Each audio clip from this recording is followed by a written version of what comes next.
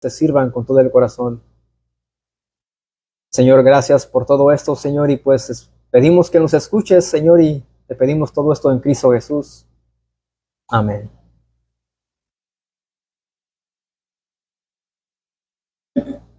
Estamos ahí en Hechos 14. Vamos a comenzar leyendo lo que dice el versículo 1. Dice, aconteció en Iconio que entraron juntos en la sinagoga de los judíos y hablaron de tal manera que creyó una gran multitud de judíos y asimismo de griegos. Aquí está hablando, mis hermanos, que Bernabé, juntamente con Pablo, habían entrado a la sinagoga. ¿De quiénes? De los judíos, otra vez. Una y otra vez ellos iban entrando a las sinagogas donde habían judíos. Pero Iconio era una ciudad gobernante de la región Turquía en la actualidad. Pero como era de costumbre, como dije, ellos continuaban entrando a estos lugares donde habían judíos y griegos. Aquí podemos ver algo, mis hermanos. Podemos ver la constancia de estos dos hombres predicando el evangelio. Ellos no cesaban de compartir de Cristo y ellos iban a esos lugares con ese propósito. Versículo 2 dice, mas los judíos que no creían excitaron y corrompieron los ánimos de los gentiles contra los hermanos. Miren lo que había sucedido. Estos judíos habían corrompido y envenenado las mentes de los gentiles para no obedecer al evangelio. Y no solo eso, sino que también causaron que estuvieran en contra de nuestros hermanos Pablo y Bernabé.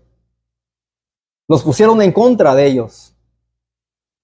Aquí vemos que estos hombres eran malos, maléficos, eran hombres que despreciaban el mensaje de salvación, el mensaje de Cristo, y ellos corrompen y envenenan las mentes de los gentiles para que no obedezcan y no escuchen el mensaje que Pablo y Bernabé traían a la sinagoga. Versículo 3 dice, por tanto, se detuvieron ahí mucho tiempo, hablando con denuedo, confiados en el Señor, el cual daba testimonio a la palabra de su gracia, concediendo que se hiciesen por las manos de ellos señales y prodigios. En nuestra mente carnal, en nuestra humanidad, mis hermanos, pensaríamos que al encontrarse ellos con esta gran oposición, ellos se irían de ahí, pero de ninguna manera. Dice la palabra, o el versículo dice que ellos se detuvieron ahí por mucho tiempo. No sabemos cuánto tiempo fue, pero dice que ellos se habían quedado y estaban y seguían hablando ¿con qué? Con denuedo, con autoridad. ¿Y por qué lo hacían? Porque dice el texto, dice que ellos estaban confiados en el Señor. Ellos estaban confiados en el Señor. Que el Señor iba a hacer lo que Él iba a hacer. A ellos solamente les quedaba ¿qué? Predicar, compartir el evangelio. Y ellos, como dije el domingo pasado, estaban confiados en el Señor una y otra vez. Mientras ellos cumplían con la gran comisión. Pero dice al final de este versículo, dice, concediendo que se hiciesen por las manos de ellos señales y prodigios. Ahora no solo usarían la palabra, sino también la autoridad dada a ellos para hacer, ¿qué? Milagros. Para hacer milagros. Versículo 4. Y la gente de la ciudad estaba dividida. Unos estaban con los judíos y otros con los apóstoles. Esta era la antítesis de la ciudad. ¿Qué significa antítesis? Bueno, aquí vemos que habían dos lados opuestos. Eso es lo que significa. Habían dos lados opuestos. Había un lado de los que deseaban escuchar lo que Pablo y Bernabé estaban hablando, y había otro grupo que no deseaban escuchar. Aquí dice el versículo que la ciudad estaba, ¿qué? Dividida. Eso es lo que significa esta palabra, antítesis. Que hay dos partes, dos grupos divididos, por la razón que sea. Aquí vemos que eso es lo que hace o causa el evangelio, mis hermanos. Que otras personas se junten o se alejen de nosotros y de Cristo. Pero Cristo mismo dijo que esto iba a suceder. Cristo dijo que Él había venido para causar división, incluso en las familias, por causa de su nombre. ¿Quién cree eso? Cristo lo dijo en Mateo 10. Vamos a Mateo 10.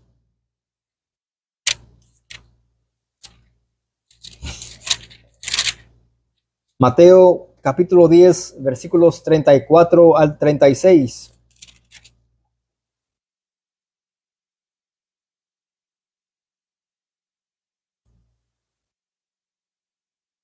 Mateo 10, 34 al 36 dice: no penséis que he venido para traer paz a la tierra, dice Cristo.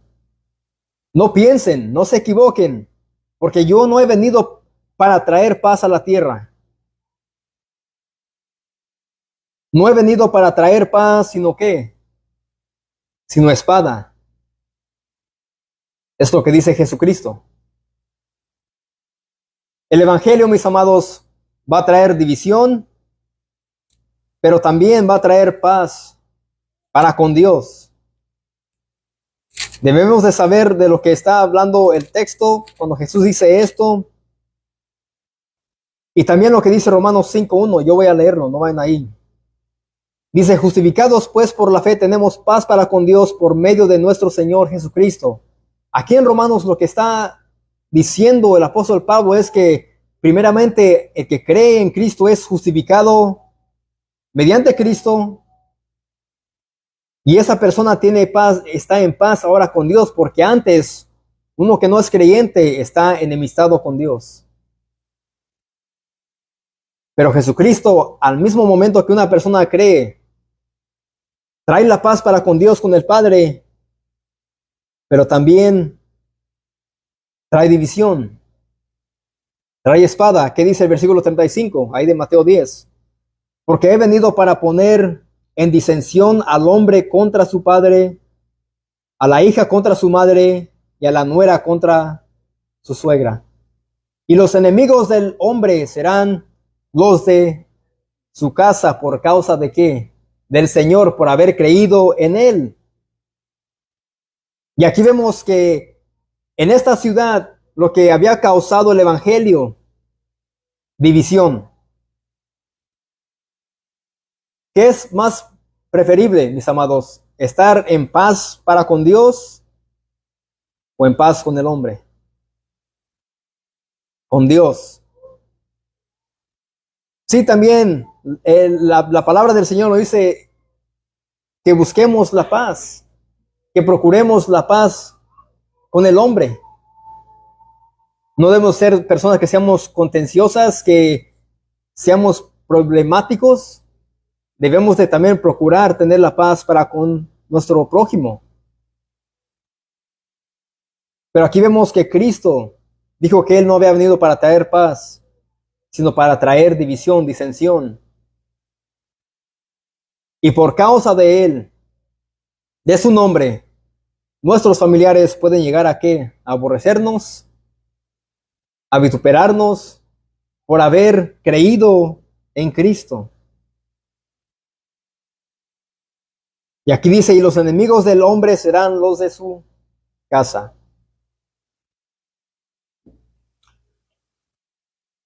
Regresemos a Hechos capítulo 14,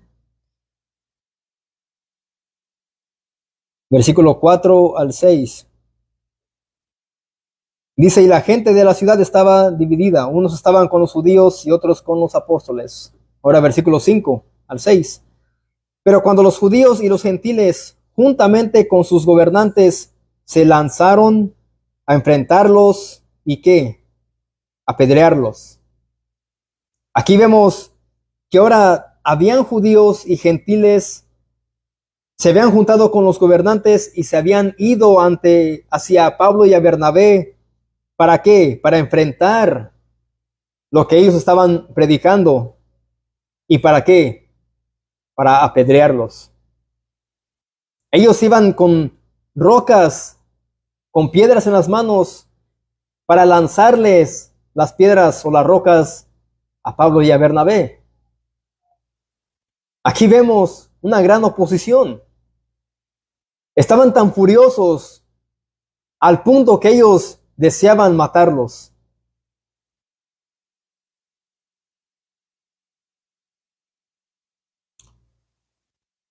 En versículo 6 dice, habiéndolo sabido, huyeron a Listra y Derbe, ciudades de Licaonia, y a toda la región circunvencina.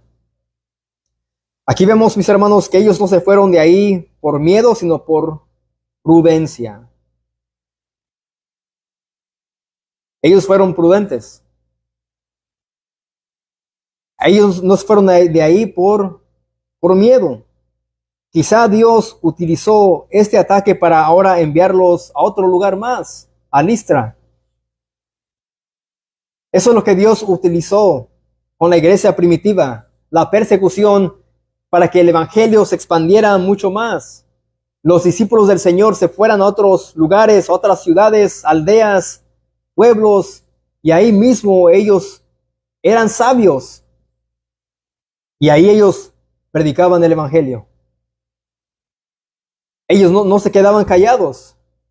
Abrían sus labios, sus bocas, y eran instrumentos en las manos del Señor para predicar de Cristo. Mis hermanos, debemos nosotros tener el discernimiento para poder discernir cuando Dios está obrando, para así movernos de un lugar a otro, para así poder predicar el evangelio. Si vamos a lugares donde no hay mucha gente, muchas personas, debemos de ser sabios y decir, bueno, aquí Dios quizás no quiere que prediquemos, vayamos a otro lugar. Y si en un lugar quizás se oponen y la oposición es mucho más fuerte y nos llegan a ofender a un punto de gravedad más extremo, entonces quizás Dios está usando eso para que vayamos a otro lugar a predicar. Así es como Dios obra. Así es como Dios trabaja. Y ellos eran sabios, ellos eran prudentes. Eso es lo que ellos hicieron. Versículo 7 dice, y ahí predicaban el evangelio. ¿En dónde? En Listra y en Derbe. Se fueron, pero ellos seguían predicando. No había nada que los pudiera detener, ni las amenazas, ni la persecución, ni esas piedras, ni esos hombres, ni los judíos, ni los gentiles, ni los gobernantes podían contra el evangelio. Versículo 8 al 10. Y cierto hombre de Listra estaba sentado, imposibilitado de los pies. Aquí vemos a un hombre. Dice, cojo de nacimiento, que jamás había andado. ¿Ven cómo es que Dios obra? Ahora Dios los envió ahí a Listra para que ellos pudiesen tener un encuentro con este hombre. Dios es soberano. Dios sabe lo que hace. Usa los medios de la oposición, de la persecución, para así hacer obras extraordinarias. Este oyó hablar a Pablo, el cual, fijando en él sus ojos y viendo que tenía fe para ser sanado, dijo a gran voz, levántate derecho sobre tus pies. Y él saltó y anduvo. ¿Qué sucedió ahora? Este hombre, cojo de nacimiento, escuchó hablar a Pablo, quizás de Cristo, quizás el mensaje arrepentidos y convertidos. Él escuchó hablar a Pablo, el cual fijando en él sus ojos y viendo que tenía fe para ser sanado, ¿quién pudo discernir la fe de este hombre? Pablo. ¿Y quién le mostró o quién le reveló la fe de este hombre a Pablo? Dios. Dios. Y Pablo a gran voz, ¿qué le dijo? Levántate derecho sobre tus pies. Era una orden, era un mandato, no era una opción. No le dijo, ¡ay, pobrecito hombre cojo de nacimiento! Ven para acá. No, él le dijo con autoridad, levántate derecho sobre tus pies. ¿Y qué sucedió después? Y él saltó y anduvo. Él se levantó, se puso de pie y caminó. Quizás se puso a correr. Aquí Pablo está utilizando la autoridad dada a él de parte de Cristo mismo para hacer este milagro, mis hermanos. Esa es la autoridad. Pablo solamente era un instrumento en las manos del Señor para así hacer señales y prodigios, milagros, ante un mundo incrédulo, ante un mundo incapacitado de poder buscar de Dios. En Génesis 1:3, Dios hizo lo mismo. Dice, y dijo Dios, sea la luz, y fue la luz. Dios hace y deshace con el poder de su palabra, mis amados. Dios habla, Dios dice y se hace. Jesús en Juan 11:43 resucitó a un hombre muerto cuando dijo, Lázaro, ven fuera. Y ese hombre obedeció, estando muerto, sí obedeció. Él salió de la tumba. La autoridad de Cristo fue lo que hizo que este hombre se levantara. Y quiero que noten algo, que no había nada en Pablo que pudiera hacerlo. Es la autoridad, gracias amor, es la autoridad de Dios, la autoridad de Cristo dada a Pablo para hacer el milagro. Dios dijo en Génesis 1:3, sea la luz, y fue la luz. Cristo le dijo a Lázaro, Lázaro, ven fuera. Y Lázaro obedeció estando muerto, después de 3 días de muerto. Y aquí vemos al apóstol Pablo que le ordena a este hombre, cojo de nacimiento, levántate derecho sobre tus pies. Y dice el texto, y él saltó y anduvo.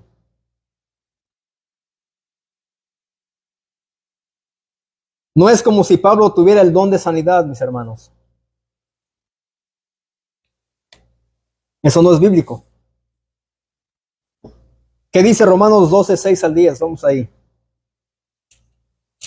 Romanos 12, versículos 6-10.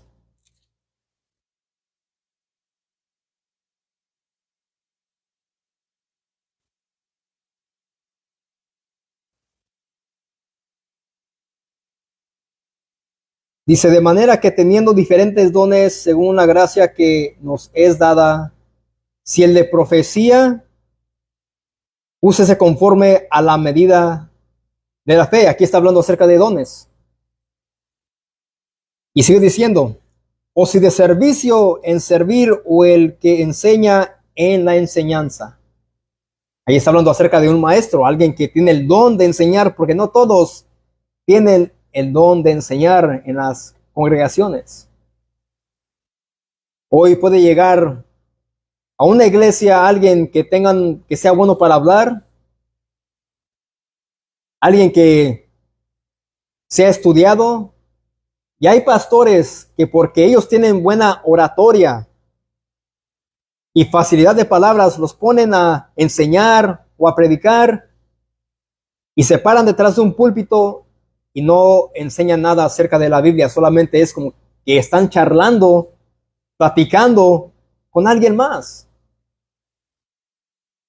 Llega un neófito, un recién convertido, y los ponen a predicar sin tener el don o el llamado para enseñar, y ahí es donde cometen muchos pastores el error de poner a personas que no tienen el llamado ni el don para predicar. Un hermano me dijo, un hermano que está en mi congregación, él estudió, es maestro.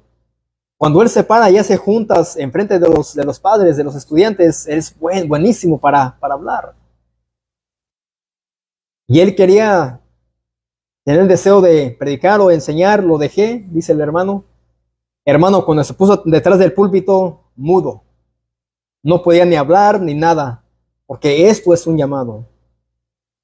No es solamente porque alguien sea bueno para hablar, no depende de eso. Tiene que ser llamado para ejercer ese don. Dice el versículo 8, el que exhorta en la exhortación, el que reparte con liberalidad, el que preside, o el que pastorea con solicitud, el que hace misericordia con alegría. Aquí no vemos en una parte de la Biblia que diga o hable acerca del don de sanidad. Mis hermanos, hemos nosotros mal entendido y hemos sido mal adoctrinados cuando escuchamos a hermanos que dicen, mira, este hermano o esa hermana tiene el don de sanidad, ve con él para que ore por ti. Oran ellos, pero casi nunca sanan a las personas. No es un don. Y muchos piensan de esa manera. Sí, uno puede tener el don de profecía, de predicar la palabra, el servir.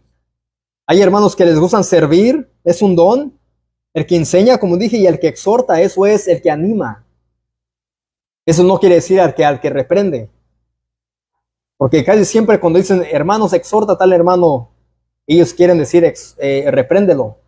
Pero aquí la exhortación, el motivar, el levantar, el restaurar, es un don, mis amados. El repartir también es un don. El que pastorea, el que muestra misericordia, lo muestra como, con queja, con odio, dice ahí con alegría.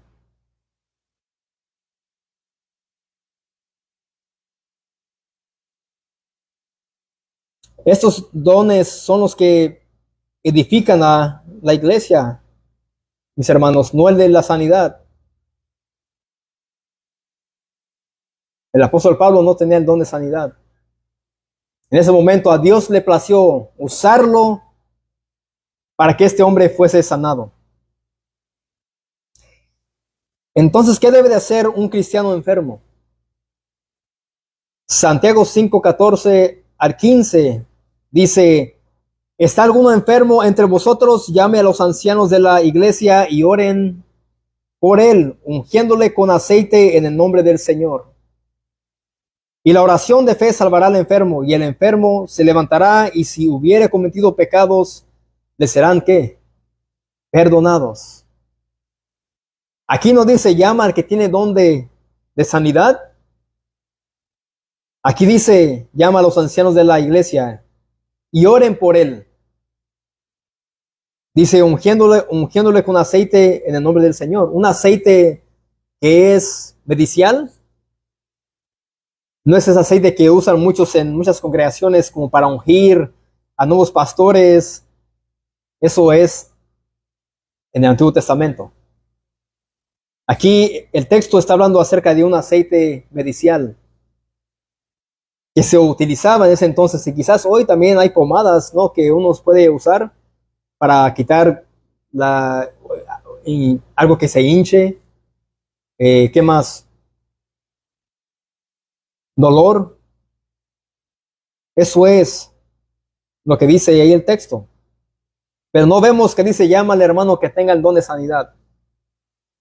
Dice solamente, oren, que oren por ti. Y si sana tal persona o no, eso está bajo la soberanía de Dios. Si Dios quiere que tal hermano o hermana sanen o no, eso depende de Dios, no depende de la persona o el que tenga el supuestamente don de sanidad. Así que ahí vemos que pasó algo extraordinario. Este hombre fue sanado, saltó y anduvo. Ahora versículo 11 y el 12. Entonces la gente, visto lo que Pablo había hecho, alzó la voz diciendo en lengua licaónica, dioses bajo la semejanza de hombres han descendido a nosotros. Y a Bernabé llamaron Júpiter y a Pablo Mercurio, porque este era el que llevaba la palabra. Miren lo que ellos dijeron, mis hermanos. Ellos dijeron que dioses, que ellos eran dioses, que habían bajado bajo la semejanza de ¿qué? De hombres. Dijeron, han bajado a la tierra. Quizás creyeron que estos dioses habían encarnado y eran ellos Dios. Y no es así. Esta gente pensó que Bernabé era Júpiter o Zeus, el dios del trueno y la deidad suprema en la mitología grecorromana. Y que Pablo era Mercurio, Hermes, el mensajero divino de los dioses en la misma mitología. Ahí vemos que ellos pensaron que era Júpiter y Mercurio.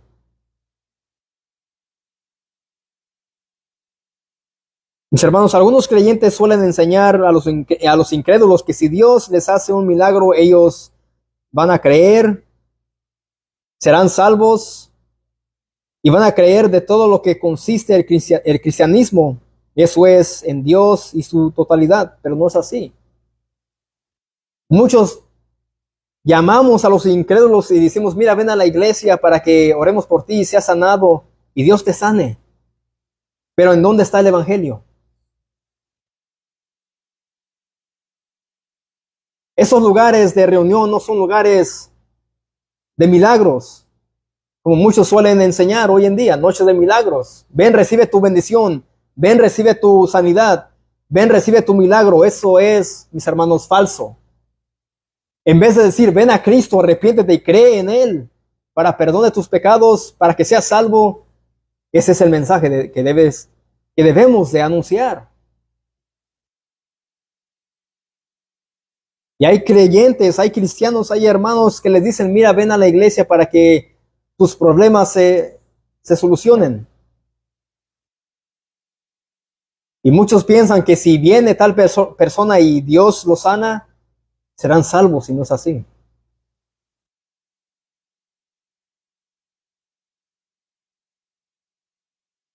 Mis hermanos, los milagros no siempre conducirán a la fe genuina. A veces suelen conducir a la confusión completa. Es lo que sucedió con ellos. Miraron el gran poder de Dios, pero ellos pensaron que era Júpiter y ¿quién más? Mercurio. Dijeron, son dioses que han bajado a la semejanza de hombres. Ellos han descendido a la tierra. Ellos estaban en su ceguera espiritual, sin poder discernir que era el gran poder de Dios. Y ellos estaban confusos. Y como dije, a veces suelen conducir a la confusión. Y los milagros no siempre conducirán a la fe genuina. Y Cristo mismo fue testigo de esto. Vamos a Lucas 17. Pero Cristo bien sabía que esto iba a suceder. Lucas 17, versículo 11 al 19. ¿Recuerdan el caso de los 10 leprosos? Lucas 17, versículo 11 al 19. Dice, yendo Jesús a Jerusalén, pasaba entre Samaria y Galilea. Y al entrar en una aldea, le salieron al encuentro 10 hombres leprosos, los cuales se pararon de lejos y alzaron la voz diciendo, Jesús, Maestro, ten misericordia de nosotros. Ellos conocían y habían escuchado de quién, de Jesús. Aquí vemos que ellos bien sabían que Jesucristo tenía el poder para sanarlos. Por esa razón es que le dicen, Jesús, Maestro, ten misericordia de nosotros. Cuando él los vio, les dijo, id, mostraos a los sacerdotes. Y aconteció que mientras iban, fueron limpiados ¿de qué? De la lepra. Esto era una enfermedad con llagas, que ellos tenían que ser excluidos afuera de la ciudad. No podían ellos juntarse con sus familiares. Tenían que estar lejos de la civilización. Es como que si tú te enfermas de la lepra, me dijo Alex, y te salen llagas y es algo que se puede contagiar, y te echamos al monte o a un fil, tú no puedes venir a casa de tu papi y tu mami, porque ellos se pueden contaminar. Bueno, esa condición estaban ellos. Y dice que ellos fueron limpiados. Entonces uno de ellos, viendo que había sido sanado, volvió glorificando a Dios a gran voz. Y se postró rostro en tierra a sus pies, dándole gracias. Y era ¿qué? ¿Judío? Samaritano. Un samaritano era alguien despreciado por los judíos, mezclado, ya no solamente judío. A ellos les llamaban perros. ¿Recuerdan el buen samaritano? Pasó un sacerdote, un levita, eran judíos, y un samaritano fue quien curó y vendó a aquel hombre herido. Y aquí vemos que un samaritano fue quien regresó para darle gracias a Jesús, porque lo había sanado de la lepra. Respondiendo Jesús dijo, ¿no son 10 los que fueron limpiados? ¿Y los 9 dónde están? Cristo bien sabía esto, porque Él es Dios. Él bien sabía que ellos eran unos ingratos, malagradecidos, y Él bien sabía que no iban a regresar a darle gracias, ni mucho menos a glorificar a Dios. No hubo quien volviese y diese gloria a Dios, sino este extranjero. Los otros eran judíos. Este era un extranjero, inmerecedor de la gracia y el favor de Dios.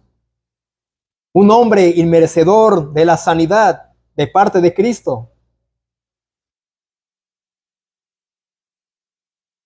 Y le dijo, levántate, vete, tu fe te ha salvado. Aquí vemos que esto no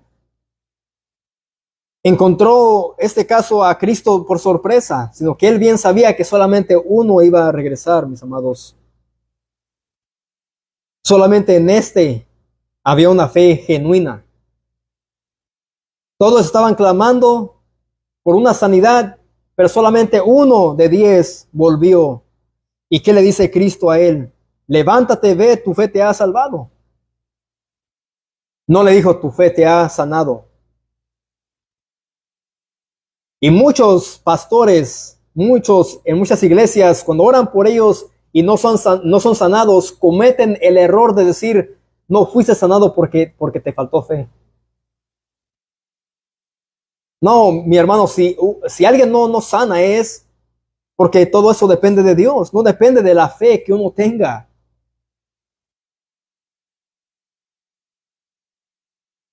Hemos escuchado que eso es lo que suelen decir. Mis hermanos, clamamos, oramos, levantamos nuestras voces ante Dios, pero a él le faltó fe, por eso no fue sanado. Blasfemia. Error. Antibíblico. Anticristiano. Anticristo. Cristo nunca dijo eso. Aquí dice, levántate, dice, tu fe te ha salvado. ¿Qué es lo más importante en la vida del ser humano, de un perdido, de un pecador? ¿La sanidad o la salvación? La salvación es lo más importante. Lo que una persona puede recibir es la salvación de su alma, más que una sanidad. ¿De qué sirve recibir una sanidad y estar igual de perdido? Estar sin Cristo, estar destinado al lago de fuego por una eternidad. ¿De qué sirve un momento de sanidad si nunca obtuvo la salvación del Señor?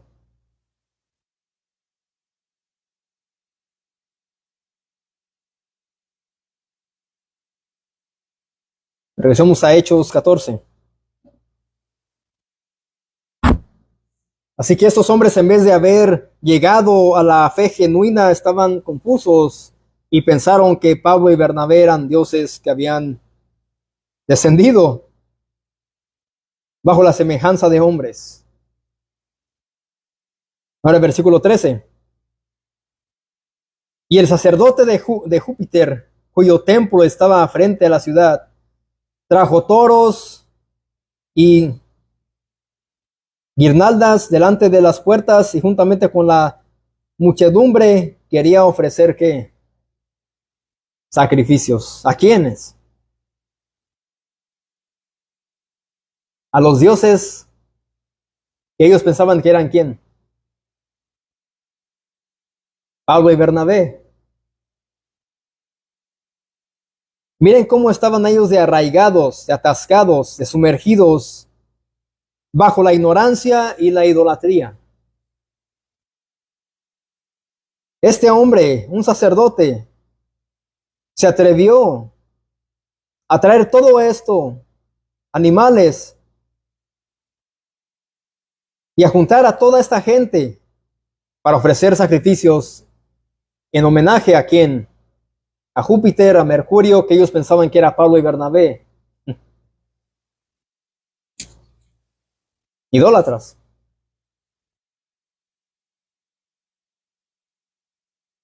Eso suele pasar hoy en día, quizás, mis amados hermanos. Hoy hay mucho predicador que supuestamente Dios les revela, les da nuevas visiones, todo esto, y muchos están a los pies de ellos, como si ellos fueran dioses. Van en busca de esos hombres que se autonombran profetas, apóstoles, y le rinden más reverencia, más homenaje a ellos que a Dios.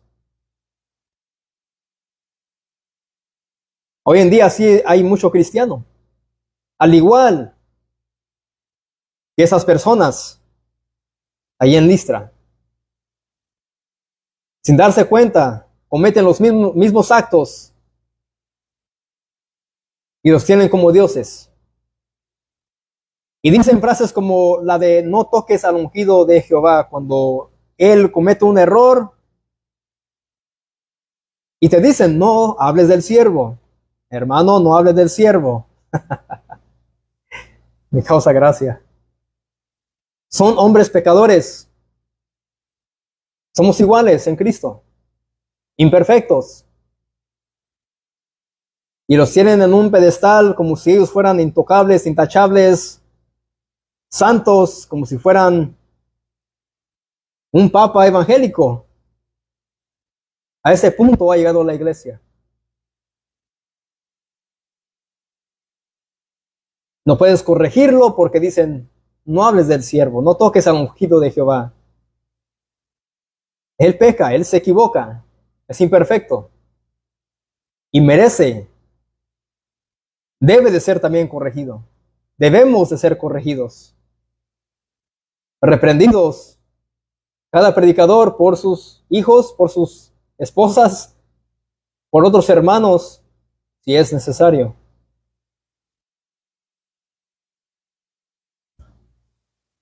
Versículo 14. Dice, cuando lo oyeron los apóstoles Bernabé y Pablo, rasgaron sus ropas y se lanzaron entre la multitud dando voces. y diciendo: varones, ¿por qué hacéis esto? ¿Por qué hacen esto? Nosotros también somos hombres semejantes a vosotros, que os anunciamos que de estas vanidades os convirtáis al Dios vivo, que hizo el cielo, la tierra, el mar y todo lo que en ellos hay. Aquí no vemos que ellos se levantaron el cuello y dijeron: sí, somos los dioses que hemos descendido. Presenten o ofrezcanos sacrificios. Aquí estamos, sírvanos. No, aquí vemos que ellos dicen que ellos rasgaron sus ropas, mis amados. Y en la Biblia, cuando habla acerca de rasgar sus ropas, era una muestra de dolor profundo, luto o indignación extrema, de algo que les ha dolido en el corazón. El siervo del Señor Josué, en el libro de Josué, capítulo 7, versículos 6 al 7, hizo lo mismo. Cuando el pueblo fue atacado por los amorreos, asesinando a 36 hombres, dice que Josué rasgó sus vestiduras. Era símbolo de qué? De lamento, de dolor profundo. Eso es lo que muestra eso en la Biblia.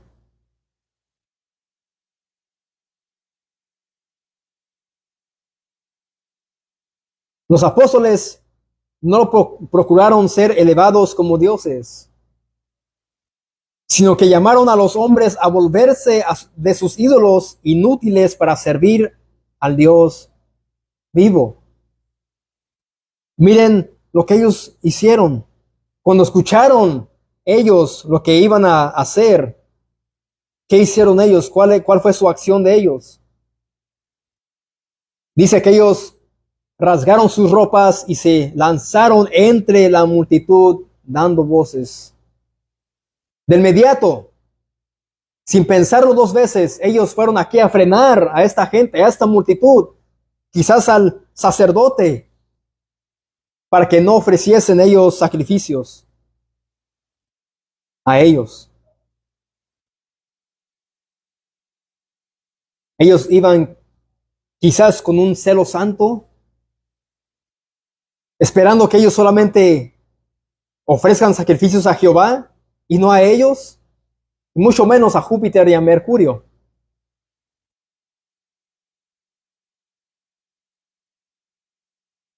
Y le dijeron: varones, ¿por qué hacéis esto? ¿Por qué hacen esto? Nosotros somos iguales que ustedes. Somos mortales, somos de carne y hueso. Nosotros, dice, anunciamos que de estas vanidades se conviertan al Dios vivo, porque Él hizo el cielo, la tierra, el mar y todo lo que en ellos hay, es lo que ellos están diciendo.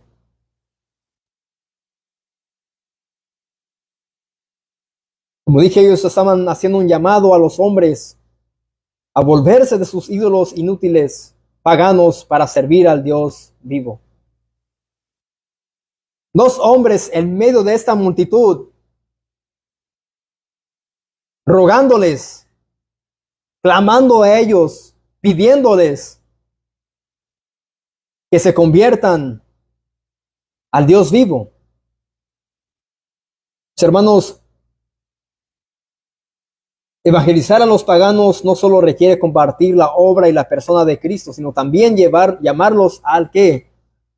Monoteísmo. Esto es la creencia religiosa filosófica que sostiene la existencia de un solo Dios creador, supremo y omnipotente. Eso es lo que significa esa palabra, monoteísmo. La creencia religiosa filosófica que sostiene la existencia de un solo Dios creador, supremo y omnipotente, omnipresente, omnisciente, que es ¿quién? Es Dios, es Jehová de los ejércitos. Juan 17:3 dice: y esta es la vida eterna, que te conozcan a ti, el único Dios verdadero, y a Jesucristo, a quien has enviado. Al momento de nosotros evangelizar, debemos de hacer lo mismo, tratar de llevar a los perdidos, a los que están sin Cristo, al único Dios verdadero, a Jehová.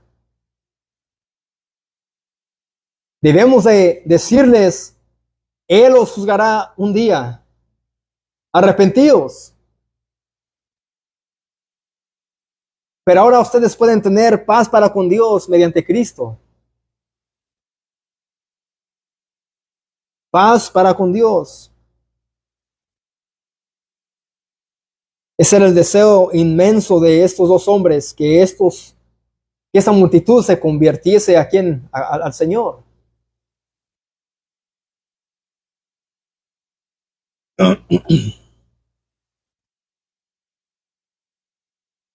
Versículo 16. En las edades pasadas, Él ha dejado a todas las gentes andar en sus propios caminos. Si bien no se dejó a sí mismo sin testimonio, diciendo, bien, dándonos lluvias del cielo y tiempos fructíferos, llenando de sustento y de alegría nuestros corazones. Él está diciendo ahí que en un tiempo el Señor no había revelado ciertamente a Cristo, pero ahora sí. Ahora sí, porque ellos estaban predicando ahora de Cristo, del Mesías, de aquel que había venido, aquel que vivió una vida perfecta, aquel que había sido arrestado, abofeteado, crucificado, que había muerto en la cruz, que había sido sepultado, pero había resucitado. Ahora sí, ellos tenían el testimonio vivo del Mesías, de aquel que había venido para salvar a pecadores. Y diciendo estas cosas, difícilmente lograron impedir que la multitud les ofreciese sacrificio. Era una lucha. No era una lucha carnal, era una lucha espiritual. Ellos estaban hablando acerca del Señor, de lo que Él tenía ya orquestado. Y dice que difícilmente lograron impedir que la multitud les ofreciese sacrificios. Ellos estaban con su terquedad. Ellos seguían en su necedad. Seguían creyendo que ellos eran dioses. Entonces vinieron unos judíos de Antioquía y de Iconio, que persuadieron a la multitud, y habiendo apedreado a quién, a Pablo, le arrastraron fuera de la ciudad pensando que estaba muerto. Ahí vemos quién hizo esto, un acto malo. Dice que los judíos vinieron de Antioquía y de Iconio, que persuadieron a la multitud, y habiendo apedreado a Pablo, le arrastraron fuera de la ciudad pensando que estaba muerto. Ahí vemos a un siervo del Señor, a Pablo, que estaba sufriendo en medio de qué, de la misión que el Señor le había encomendado. Le dieron tan duro que lo arrastraron de la ciudad, para fuera de la ciudad, en un estado que ellos pensaban que estaba muerto. ¿Qué mal hizo Pablo? Ningún mal. Él solamente estaba hablando acerca de Cristo, predicando de Cristo, y por esas razones que él fue apedreado y lo arrastraron. Pero rodeándole los discípulos, se levantó y entró a la ciudad, y al día siguiente salió con Bernabé para Derbe. Me imagino que aquí los discípulos oraron al Señor: Señor, levántalo. Señor, si está muerto, resucítalo. Pero aquí vemos que aquí, por la misericordia del Señor, él logró levantarse, y al día siguiente, dice, salió con Bernabé para Derbe. Y después de anunciar el evangelio a aquella ciudad y de hacer muchos discípulos, volvieron a Listra, a Iconio y a Antioquía. Este hombre era fuerte, no por sus propias fuerzas. Era fuerte porque era Dios quien lo estaba sosteniendo con el poder de su mano. Se levantó herido, quizás con moretones de las piedras, ensangrentado, débil carnalmente, pero fuerte en lo espiritual.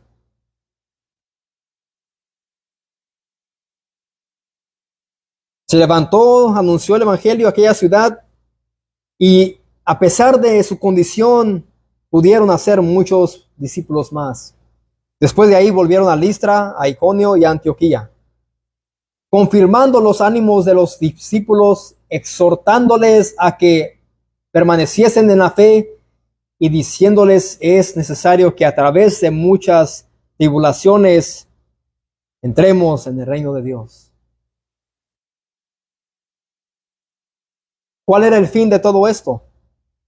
Yo sé que es el predicar de Cristo, pero ¿qué hicieron ellos ahora después?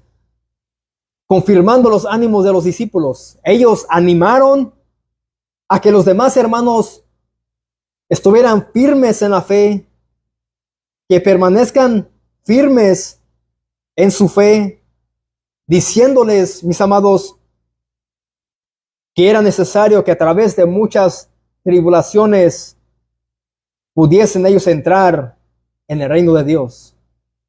Son palabras para motivar a los creyentes. Aquí no vemos que Pablo les dijo, miren, enciérrense en sus casas, ya no salgan porque yo estuve a punto de morir. No, él le dice, sigan, permanezcan fieles hasta el final. Miren mi cuerpo. Pero Cristo debe de ser predicado. Me imagino que él les dijo a ellos. Los animó.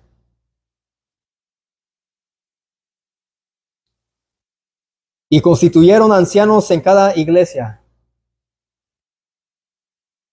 Habían pastores en cada iglesia.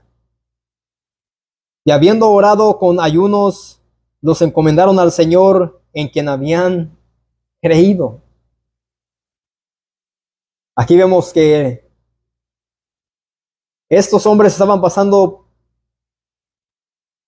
¿por qué sufrimiento? Pero estaban cumpliendo con la gran comisión. Estaban confirmando ellos lo que estaban haciendo. Estaban animando a los hermanos a permanecer firmes en la fe. Estaban haciendo muchos discípulos más. Estaban constituyendo y poniendo a más ancianos en cada iglesia. Así que la iglesia estaba creciendo en medio de la oposición.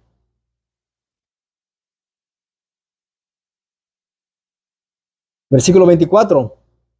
Pasando luego por Pisidia, vinieron a Panfilia, y habiendo predicado la palabra en Perge, descendieron a Atalia. Miren cuántas veces miramos haber predicado la palabra, haber predicado, no importándole el sufrimiento. La misión se tenía que cumplir.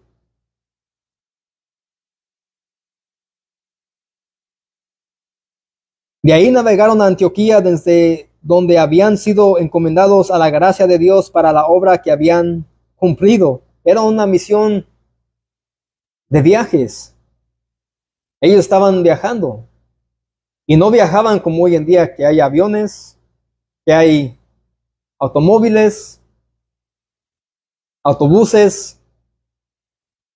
Ellos iban en pie. Y habiendo llegado y reunido a la iglesia, refirieron cuán grandes cosas había hecho Dios con ellos y cómo había abierto la puerta de la fe a los gentiles, y se quedaron ahí mucho tiempo con los discípulos. Ellos, mis hermanos, estaban dando buenas noticias de cómo es que Dios había obrado.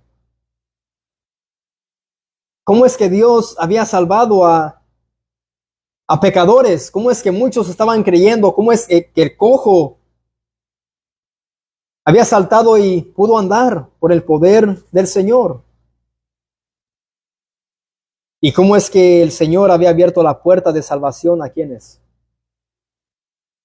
A los gentiles. Eso es lo que ellos estaban diciéndoles a la iglesia. Buenas noticias. Con dolor, sufrimiento, Sí, pero la iglesia iba creciendo. Y ahí se quedaron con los discípulos por mucho tiempo. Me imagino que el testimonio de ellos estaba fortaleciendo a la iglesia del Señor. Estaban escuchando de las maravillas que Dios estaba haciendo en esas ciudades. Y yo creo que esto nos hacía cobrar más ánimo para predicar de Cristo, para predicar de su Salvador. Hermanos, espero que esto nos ayude a nosotros a seguir compartiendo de Cristo. Yo sé que no sabemos cómo debemos de salir a evangelizar, pero debemos de hacerlo. Dar tratados con aquellos que miremos en las tiendas, en el trabajo, aunque en el trabajo pues a veces haya también oposición, pero debemos de ver todo esto como un gran ejemplo para nuestras vidas como creyentes. Aquí vemos que estos hombres estaban cumpliendo con la misión sufriente, no es la misión del éxito, como te lo presenta hoy el Evangelio de la Prosperidad. No es éxito. Sí, tenemos éxito en Cristo, padeciendo, sufriendo, siendo probados. Ahí está el éxito.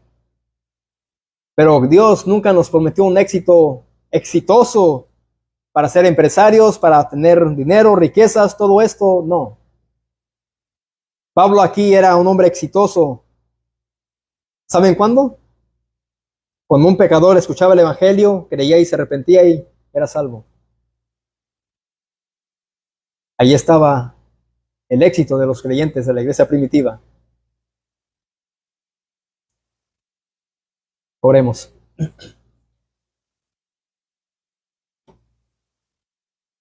Padre, oh Señor, gracias, porque en este día, Señor, pues